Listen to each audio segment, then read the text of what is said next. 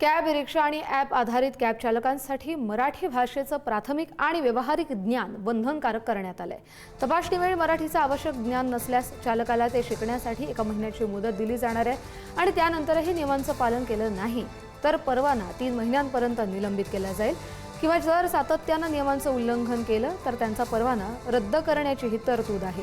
दरम्यान राज्यात 140हून अधिक केंद्रांवर मराठी प्रशिक्षण वर्ग सुरू असून आतापर्यंत 1 लाखांहून अधिक चालक प्रशिक्षणाच्या अंतिम टप्प्यात आहेत। या संदर्भातले अधिकचे अपडेट घेऊया आपले प्रतिनिधी धनंजय दळवी यांच्याकडून। धनंजय, सगळे रिक्षा चालकांचं काय म्हणणं आहे? त्यांना कितपत मराठी त्यांनी शिकलेली आहे आणि ज्यांनी शिकली नाहीये त्यांच्यासाठी 1 महिन्याची मुदतही वाढवून दिली आहे। कस्तुरी, आपण जर पाहिलं तर राज्यातील जे रिक्षा टॅक्सी चालक त्याचबरोबर ॲप आधारित जे कॅब चालक आहे त्यांना आता मराठी व्यावहारिक आणि प्राथमिक बोलणं अनिवार्य होतं आणि 15 तारीख म्हणजे उद्याची शेवटची तारीख आहे। आता याच पार्श्वभूमीवर आपण जर पाहिलं तर ज्या रिक्षा चालकांना, टॅक्सी चालकांना किंवा ॲप आधारित कॅब चालकांना मराठी बोलता येणार नाही त्यांना नोटीस बजावण्यात येईल आणि नोटीस बजावल्यानंतर या सगळ्या संदर्भात त्यांचं लायसन्स किंवा परमिट जे आहे ते रद्द केलं जाऊ शकतं 3 महिन्यासाठी। अशा पद्धतीच्या अधिसूचना या राज्य सरकारकडून काढण्यात आल्या होत्या। आता सध्या मी ज्या ठिकाणी आहे तिथे सुद्धा अनेक रिक्षा टॅक्सी चालक आहे, आपण त्यांच्याशी सुद्धा खरं तर बातचीत करण्याचा प्रयत्न करूया, कारण की या सगळ्या संदर्भात जे आहे वाहतूक जो मोटार त्या कायद्यामध्ये सुधारणा करण्यात आली आणि त्यानुसार इथे आपल्यासोबत काही रिक्षा टॅक्सी चालक आहेत, आपण त्यांच्याशी बातचीत। सर, खरं तर आता मराठी तुम्हाला सगळ्यात पहिला मराठी तुम्ही बोलायला शिकलात का? मराठी बोलायला काय बोलायचे शिकलात तुम्ही मराठी बोलायला? अरे जो भी आता थोड़ा थोड़ा तो आता ही है।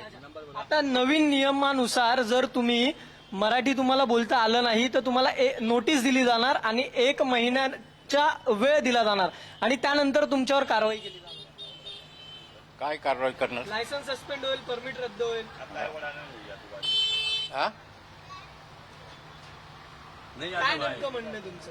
मराठी क्या बोले समझा हम लोग को, समझे कि तुम्हारा अगर मराठी नहीं आया तो तुम्हारा ये सब कैंसिल हो जाएगा। बाकी ना बोलने अभी इतना एक्सपर्ट नहीं है हम लोग। इसके लिए उन्होंने आप अगर उनको मिले आपको मराठी नहीं आता तो आपको नोटिस दी जाएगी, उसके बाद में 1 महीने का टाइम दिया जाएगा। सीखेंगे ना यार, कोई सिखाने वाला मिले तो कहाँ सीखे जाके।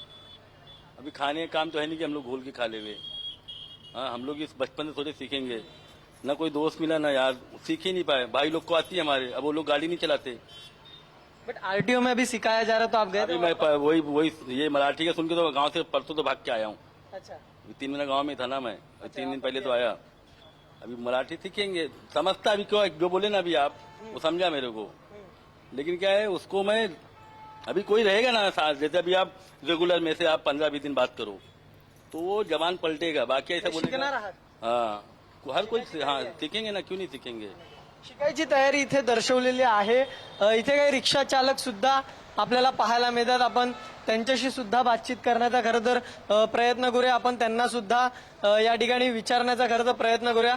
सर, उद्या शेवटची तारीख आहे मराठी शिकण्यासंदर्भातली, खरं तर त्याच्यानंतर वेळ दिली जाणार आहे 1 महिन्याची। जर तुम्हाला मराठी आलं नाही तर शिकला आहात का मराठी आता? हाँ सिखला आता मी। हाँ अच्छा मगर थोडं थोडं नातो। अच्छा, थोडं येतं। कुठे शिकला? मी ऐसे दो मित्राला शिकतोय। क्लासेस नाही लावले? नाही क्लास मी नाही करणार। नाही तुम्ही? मी महाराष्ट्राच्या माझ्या जन्म इथे झालेला आहे, मला सर्व माहिती आहे। मला कोणती भाषा करायचं मला बोला, मी विचारा, मी बोलतो तुम्हाला।